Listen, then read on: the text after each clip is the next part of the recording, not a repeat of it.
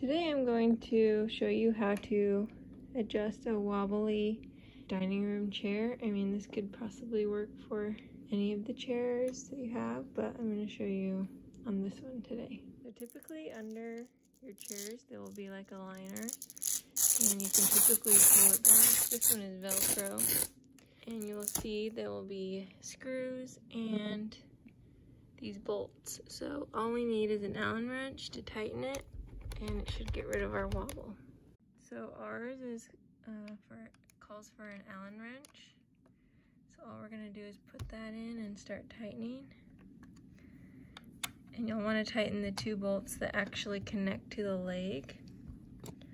Or maybe yours will have more than two or less.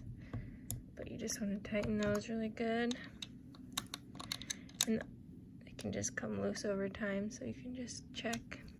But now it's nice and stable and it isn't wobbly.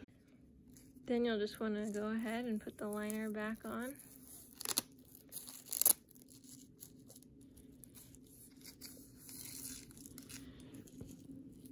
Should be good to go. Thanks for watching. Hopefully you'll subscribe.